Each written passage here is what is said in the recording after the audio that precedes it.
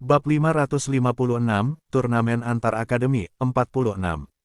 Ketika menyadari bahwa burung vermilion hendak menantang 4 binatang mistis, Shen Yanxiao menahan tawanya dan menggendongnya ke sisinya. Baiklah, hentikan omong kosongmu. Dia sudah menduga bocah lelaki itu akan meledak karena dia tahu harga dirinya, dan sepertinya keempat binatang mistis itu bisa mengalahkannya.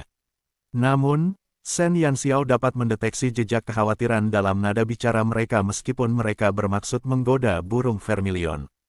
Tampaknya binatang-binatang mistis itu mempunyai hubungan yang cukup baik.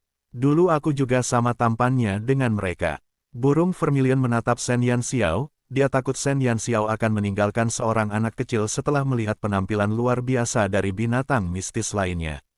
Dia juga ingin terlihat kuat dan mendominasi, tetapi dia berada dalam bentuk itu karena sebuah kecelakaan. Ya, aku tahu, Shen Yanxiao cukup senang dengan situasi ini, tetapi dia menyimpannya untuk dirinya sendiri. Ketika dia pertama kali bertemu dengan burung vermilion, kesombongannya telah tertanam dalam benaknya. Setelah beberapa saat, dia berhasil mengubah binatang mistis yang perkasa dan mendominasi menjadi burung vermilion yang menggemaskan. Lebih-lebih lagi, dia merasa hewan piaraannya yang menggemaskan terlihat lebih menyenangkan dibandingkan keempat binatang mitos lainnya. Qixia terbatuk sedikit sebelum berkata, kelima binatang mistis itu pasti sudah lama tidak bertemu, dan mereka mungkin punya banyak hal untuk dibicarakan. Mengapa kita tidak meninggalkan mereka di sini dan pindah ke kamar sebelah? Hubungan antara binatang mistis itu bukanlah sesuatu yang bisa dipahami manusia, bahkan jika mereka adalah tuan mereka. Sisanya tidak keberatan dengan hal itu. Anehnya, burung vermilion pun tidak keberatan. Dia hanya mengingatkan Shen Yanxiao berulang kali untuk menjemputnya setelah itu, dan tidak meninggalkannya lagi. Shen Yanxiao menahan tawa dan mengikuti yang lain ke ruangan lain. Lan Fengli dan Yun Qi juga mengikuti. Lan Fengli bersikap sangat baik dan tidak berbicara setelah bertemu dengan Shen Yanxiao. Dia duduk di sampingnya dengan patuh, dan meskipun Qixia dan yang lainnya menatapnya dengan rasa ingin tahu, dia tetap menatap Shen Yanxiao, dia tidak mengalihkan pandangannya sedikitpun. Juara akan ditentukan pada pertandingan sore. Xiao Xiao, Li Xiaowei, dan aku akan bertanding satu sama lain. Qixia kembali ke topik tentang pertandingan sore mereka. Tidak masalah siapa yang bertanding. Jika kamu mampu, maka kita bisa bertarung. Shen Yanxiao agak santai tentang hal itu. Dia tidak berniat bersikap lunak terhadap Qixia. Karena dia memutuskan untuk berpartisipasi dalam turnamen, dia tidak memiliki pikiran untuk menang secara kebetulan. Terlepas dari siapapun lawannya, dia bertekad untuk menang melawan mereka. Kau agak santai, apa kau tidak takut aku akan mengalahkanmu? Qixia menyangga kepalanya dan memperlihatkan senyum malas. Matanya yang menyipit menatap Shen Yanxiao yang percaya diri. Shen Yanxiao berkedip dan menatap Qixia dengan serius. Sebenarnya, aku sudah lama ingin melawanmu. Qixia sedikit terkejut. Aku bisa merasakan bahwa kau kuat, tetapi aku tidak tahu seberapa kuat dirimu.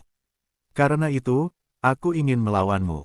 Mata Shen Yanxiao menyala dengan penuh semangat. Ada juga alasan lain yang tidak disebutkannya, yaitu karena dia sudah lama ingin mengalahkan rubah licik itu. Dia ingin melihat apakah senyum sempurnanya akan hancur jika dia mengalahkannya. Qixia tertawa dan berkata, "Oh, apakah wajahku menunjukkan bahwa aku perlu diberi pelajaran? Kamu baru tahu sekarang." Anak-anak muda di ruangan itu tertawa terbahak-bahak. Babak final turnamen antar akademi akan segera dimulai. Qixia dan Shen Yanxiao tahu bahwa mereka harus melakukan yang terbaik. Bab 557, Turnamen Antar Akademi, 47. Penonton di stadion menantikan babak final. Akankah Magus yang kuat menang, atau akankah Archer yang lincah memimpin? Bagaimana dengan Warlock yang tidak diharapkan? 3 kontestan terakhir akan bertanding 1 lawan 1. Shen Yanxiao akan bertanding melawan Li Xiaowei, dan pemenang pertandingan itu harus melawan Qixia di babak final. Banyak orang menganggap itu adalah pengaturan yang aneh. Kekaisaran Longxuan selalu memberikan perlakuan istimewa kepada para magi, dan mereka juga memiliki lebih banyak magus di kekaisaran tersebut dibandingkan para ahli dari profesi lain. Meskipun Li Xiaowei berhasil masuk ke babak final, ia tidak memiliki latar belakang keluarga yang mendukungnya. Sasaran sebenarnya dari pengaturan ini adalah Shen Yanxiao. Bahkan jika turnamen antar akademi telah menerima pendaftaran Warlock untuk kompetisi tersebut, sebagian besar penyelenggara tidak senang melihat Warlock memenangkan kejuaraan. Akibatnya, susunan pemain yang tidak adil pun diatur. Pertandingan akan diadakan secara berurutan, dan bahkan jika Shen Yanxiao mengalahkan Li Xiaowei, dia harus mengerahkan upaya besar untuk menang. Dia tidak akan punya waktu untuk beristirahat, dia harus terus melawan Qixia. Jelas mereka ingin dia kalah. Bahkan para penonton tidak mengatakan apapun tentang betapa tidak adilnya hal itu bagi Shen Yanxiao. Mereka juga tidak ingin melihat seorang penyihir memenangkan turnamen. Oleh karena itu, banyak dari mereka yang mendukung pengaturan tersebut. Wah, mereka jelas-jelas bias. Shen Yanxiao menyilangkan lengannya sambil mendengarkan pengumuman pertandingan sore dengan tenang. Bagaimana mungkin dia tidak menyadari pengaturan yang disengaja untuk turnamen itu? Mereka ingin menjatuhkannya, tetapi karena aturan turnamen antar akademi, mereka tidak dapat menendangnya keluar. Oleh karena itu, mereka mengatur pertandingan lain untuknya sehingga Qixia akan berada dalam kondisi sempurna saat bertarung melawannya. Tidak peduli siapa yang memenangkan pertandingan pertama, baik dia atau Li Xiaowei, mereka harus menghadapi Qixia, yang sedang dalam kondisi puncaknya. Kalau begitu, peluang kemenangan mereka akan berkurang. Sepertinya dia bukan satu-satunya orang yang tidak diterima di turnamen tersebut. Li Xiaowei juga menerima perlakuan yang sama karena dia tidak memiliki latar belakang keluarga yang baik untuk mendukungnya. Bagaimanapun, sang juara akan mendapat kesempatan untuk membangun kota di tanah terlantar, dan keluarga Qilin adalah keluarga terkaya di Kekaisaran Longxuan. Tentu saja, mereka adalah kandidat yang paling cocok untuk tugas itu. Shen Yanxiao menyentuh dagunya, dan kilatan tampak di matanya. Bagaimana dia bisa menuruti kemauan mereka jika mereka menggunakan cara seperti itu untuk menjatuhkannya? Sulit untuk menolak perlakuan istimewa seperti itu. Qixia terkekeh. Orang tua memiliki kekuatan fisik yang lebih buruk. Mereka membiarkanmu lebih banyak beristirahat jika pinggangmu patah saat bertanding. Shen Yanxiao mengernyitkan alisnya saat dia menatap Qixiao dengan senyum jahat. Qixia tertawa terbahak-bahak. Dia baru berusia 16 tahun, dan dia akan memanggilnya tua. Gadis kecil itu punya mulut yang sangat beracun. Li Xiaowei tampaknya memahami motif pengaturan itu, dan wajahnya menjadi gelap. Meskipun Shen Yanxiao dan teman-temannya tahu bahwa dia berasal dari keluarga Black Tortoise, orang lain tidak mengetahuinya. Kalau tidak, mereka tidak akan membuat pengaturan seperti itu. Jangan terlalu agresif dalam menyerang. Dia adalah saudara Tang Nasi. Qixia menepuk bahu Shen Yanxiao dan berjalan menuju tempat istirahat. Shen Yanxiao tersenyum dan naik ke panggung bersama Li Xiaowei di bawah tatapan semua orang. Dua pemuda yang tidak disukai. Semua orang itu bersaing untuk mendapatkan hak mereka untuk masuk ke pertandingan final. Mereka tidak akan menyerah begitu saja, meskipun orang lain memperlakukan mereka dengan tidak adil. Bab 558, Turnamen Antar Akademi, 48. Serangan jarak jauh merupakan keunggulan pemanah, dan mereka dapat mempertahankannya untuk waktu yang lama. Selain itu, kelincahan mereka membuat lawan kesulitan untuk mendekati mereka. Pendekar pedang dan magus akan lebih diuntungkan jika bertarung melawan pemanah. Namun, Shen Yanxiao adalah seorang penyihir.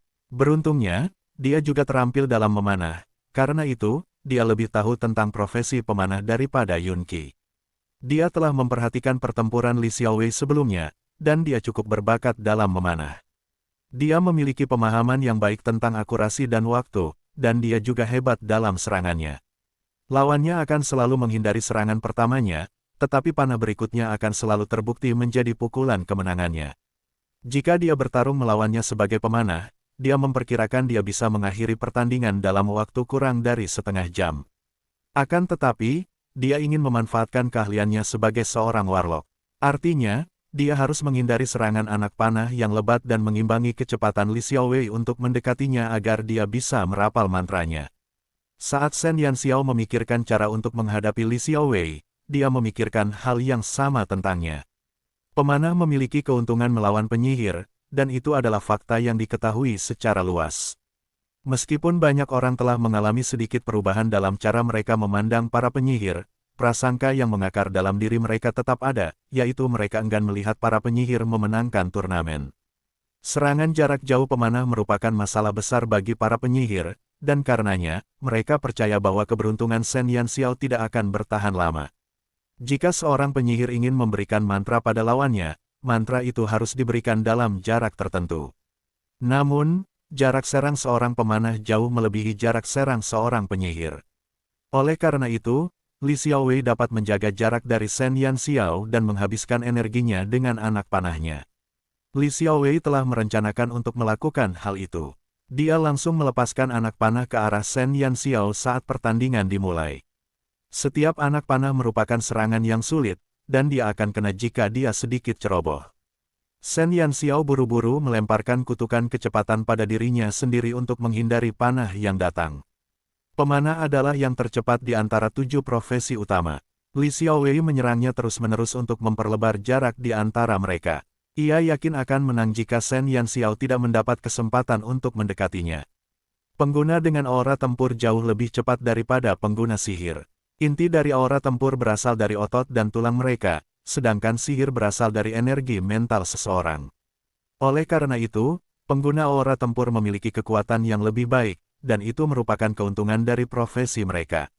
Itulah sebabnya dia tidak menyangka Shen Yanxiao lebih cepat darinya. Meskipun kutukan dapat meningkatkan kecepatan seseorang, durasi dampaknya terlalu pendek. Hampir mustahil baginya untuk menutup jarak di antara mereka. Namun, Li Xiaowei segera menyadari bahwa dia terlalu naif. Shen Yanxiao mempercepat langkahnya, dan sosok mungilnya berubah menjadi seberkas cahaya saat dia berlari ke arahnya. Dia terkejut dan dengan cepat membalas gerakannya. Sayangnya, dia masih sedetik lebih lambat darinya. Kabut berwarna ungu menyelimuti Li Xiaowei, dan dia segera melepaskan anak panah untuk mendorong Shen Yanxiao mundur. Shen Yanxiao mundur, tetapi senyum muncul di wajah cantiknya. Beberapa saat yang lalu, dia telah meningkatkan kecepatannya hingga ekstrim. Bahkan jika itu hanya berlangsung selama 5 detik, itu sudah cukup baginya untuk mendekati Li Xiaowei dan memberikan kutukan tunggal padanya. Dia tidak perlu melakukan apapun lagi setelah itu. Jarak mereka bertambah lagi dalam sekejap mata, tetapi kabut tipis di sekitar Li Xiaowei tidak menghilang. Bab 559, Turnamen Antar Akademi, 49. Semua penonton di stadion benar-benar terkejut dengan kecepatan para kontestan dalam pertandingan. Tak seorang pun di antara mereka yang menduga seorang penyihir bisa lebih cepat daripada seorang pemanah. Shen Yanxiao tidak lagi meneruskan serangannya, dia hanya perlu menghindari anak panah Li Xiaowei. Para penonton menjadi gelisah. Anak panah Li Xiaowei telah menutupi sekitar sepertiga area panggung, jadi ruang gerak Shen Yanxiao terbatas. Sulit dibayangkan bagaimana ia berhasil menghindari anak panah Li Xiaowei. Ia menari seperti kupu-kupu, pemandangan yang begitu indah sehingga tak seorang pun bisa mengalihkan pandangannya. Mengapa dia tidak menyerang? Kerumunan mulai mengantisipasi kecepatan Shen Yanxiao lagi. Namun, dia tampak seperti tidak berniat mendekati Li Xiaowei dan mempertahankan pertahanannya tanpa memperpendek jarak di antara mereka. Li Xiaowei mulai merasa cemas saat itu. Ia masih tidak percaya, ia belum berhasil mengenai sasarannya, dan ia merasa kekuatan dan penglihatannya telah sangat terpengaruh. Kecepatan menembaknya mulai melambat. Dia akhirnya mengerti bahwa Shen Yanxiao telah memacu kecepatannya hingga ekstrim untuk mengutuknya. Meskipun dia tidak tahu banyak tentang kutukan, dia telah menyimpulkannya berdasarkan perubahan dalam tubuhnya. Sepertinya kutukan yang dijatuhkan padanya dimaksudkan untuk mengurangi kecepatan dan penglihatannya. Penglihatannya akan menjadi terlalu kabur sehingga dia tidak dapat melanjutkan serangannya. Seorang pemanah tidak dapat menyerang tanpa penglihatannya. Li Xiaowei merasa cemas dan tidak berdaya pada saat yang sama. Dia tidak tahu bagaimana cara menghilangkan kutukan itu.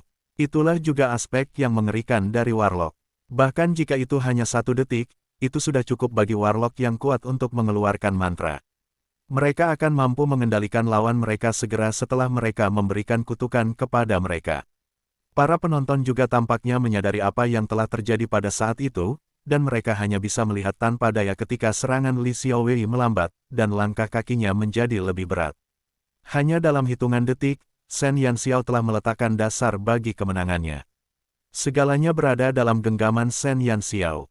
Li Xiaowei akan segera kehilangan penglihatannya, dan ia akan menjadi seekor domba kecil yang siap disembelih. Shen Yanxiao akan dengan mudah memenangkan pertandingan. Semua orang juga menyadari aspek mengerikan dari Warlock saat mereka melihat bagaimana Li Xiaowei menurunkan lengannya seiring berjalannya detik. Para ahli dari profesi lain akan membutuhkan banyak serangan sebelum mereka dapat mengalahkan lawan yang levelnya sama. Akan tetapi, Warlock hanya memerlukan kontak dalam waktu singkat, dan mereka dapat membuat lawan membuang baju zirahnya. Itu adalah fakta yang membuat orang putus asa. Aku kalah. Pandangan Li Xiaowei menjadi kabur, dan dia tidak bisa lagi menentukan posisi Shen Yanxiao. Tangannya yang diturunkan masih memegang anak panah, namun senyum pahit terlihat di bibirnya. Meski begitu, dia tidak menunjukkan tanda-tanda kemarahan atau ketidakpuasan. Kau kuat. Kekalahan Li Xiaowei berarti kemenangannya. Shen Yanxiao menghampirinya dan menyingkirkan kutukan yang telah ia jatuhkan padanya. Penglihatannya menjadi jelas, dan beban di tubuhnya menghilang. Li Xiaowei merasakan sensasi yang aneh. Kemampuanku tidak ada apa-apanya dibandingkan dengan dirimu, kamu lebih kuat dariku. Tanpa sedikit pun diskriminasi, Li Xiaowei dengan tegas mengakui kekalahannya dan kekuatan Shen Yanxiao. Bab 560, Turnamen Antar Akademi, 50. Shen Yanxiao telah memenangkan pertandingan, dan dia akan bertarung melawan magus terkuat dari generasi muda di Kekaisaran Longxuan, Qixia. Para penonton telah melihat kehebatan Warlocks dan mereka menantikan pertandingan terakhir. Li Xiaowei berjalan menuruni panggung, dan Tang Nazi, yang berjongkok di salah satu sudut, melirik Shen Yanxiao sebelum dia berdiri dan berjalan menuju Li Xiaowei. Li Xiaowei mengerutkan alisnya dan mengabaikan Tang Nazi saat dia berjalan pergi dengan langkah besar. Meski begitu, Tang Nazi segera mengikutinya. Shen Yanxiao akhirnya menghela napas setelah kedua saudara itu pergi. Pertarungan melawan Li Xiaowei bukanlah pertarungan yang mudah. Dia adalah seorang pemanah yang hebat, dan jika bukan karena situasi uniknya dan pengetahuannya yang mendalam tentang pemanah, dia tidak akan menang dengan mudah. Selain itu, Shen Yanxiao mengangkat kepalanya dan menatap Qixia yang duduk di tempat istirahat. Dia harus bertarung dengannya selanjutnya. Mari kita tebak, siapa yang akan memenangkan pertandingan berikutnya. Yang Si dan Yan Yu berjongkok di samping satu sama lain saat mereka mencoba memprediksi pertandingan berikutnya. Maksudmu tingkat ketidaktahuan mereka atau kekuatan mereka? Tanya Yan Yu. Yang Si menyentuh dagunya dan berkata, baiklah, sejauh menyangkut rasa tidak tahu malu, menurutku Qixia sudah berada di level dewa. Yun Qi duduk di sebelah mereka, dan dia merasa tidak berdaya saat melihat kedua bocah nakal itu yang tidak peduli dengan rekan-rekannya. Sebaliknya, mereka tanpa malu-malu mengejek Qixia dan Shen Yanxiao. Apakah mereka yakin tidak menjadi masalah bagi mereka menjelek-jelekkan teman mereka seperti itu? Shen Yanxiao hanya dapat beristirahat sebentar sebelum dia dikejar ke atas panggung lagi. Setelah mereka menyaksikan kekuatan Warlock dalam pertandingan, penyelenggara turnamen mulai putus asa. Mereka khawatir Shen Yanxiao akan terus menang dengan statusnya sebagai Warlock, dan itu bukanlah hasil yang ingin mereka lihat. Mereka hanya bisa menaruh harapan pada Qixia, sang magus yang kuat, untuk memperoleh kemenangan di pertandingan terakhir. Shen Yanxiao berdiri di atas panggung sekali lagi sambil menatap Qixia yang tersenyum, yang tampak seperti ingin dipukuli. Dia menggosok tangannya sambil bersiap menyerang. Baik magus maupun warlock merupakan profesi yang bertujuan untuk menghabisi lawan mereka dalam satu gerakan. Perbedaan di antara mereka adalah serangan magus bersifat eksplosif yang dapat melumpuhkan lawan. Sedangkan warlock, serangan mereka dimaksudkan untuk membuat lawan kelelahan sehingga mereka tidak dapat bertarung lagi. Mereka tidak boleh terkena serangan lawan, jika tidak, permainan akan berakhir. Jadi, keduanya harus berkonsentrasi penuh begitu pertandingan dimulai. Kesalahan sekecil apapun bisa membuat mereka kalah. Baiklah, akhirnya aku bisa melawan Xiao Xiao. Aku agak menantikannya. Senyum seperti rubah muncul di wajahnya, dan sedikit kegembiraan tersembunyi di balik sikapnya yang suka bermain-main. Kau benar-benar bisa bersikap jahat. Mulut Shen Yanxiao berkedut, dan semangat juang Qixia membuatnya ingin meninju wajahnya. Jika kamu menyukainya, maka aku bisa memenuhi keinginanmu. Qixia mengangkat bahunya. Wasit di sebelah mereka tidak tahan lagi dengan pertengkaran mereka dan berdeham untuk mengingatkan mereka bahwa mereka saat ini berada dalam pertandingan paling penting dari turnamen antar akademi. Sepertinya mereka akan cemas jika kita tidak segera memulai. Qixia melirik malas ke arah kerumunan di sekitarnya. Mereka tampak seperti sekelompok serigala lapar. Baiklah, mari kita mulai. Shen Yanxiao menggerakkan tangan dan kakinya. Meskipun dia tampak santai, dia tahu bahwa pertandingan itu akan menjadi pertandingan yang paling menantang dan serius yang pernah dia alami. Qixia bukan lawan yang mudah. Bab 561, Turnamen Antar Akademi, 51.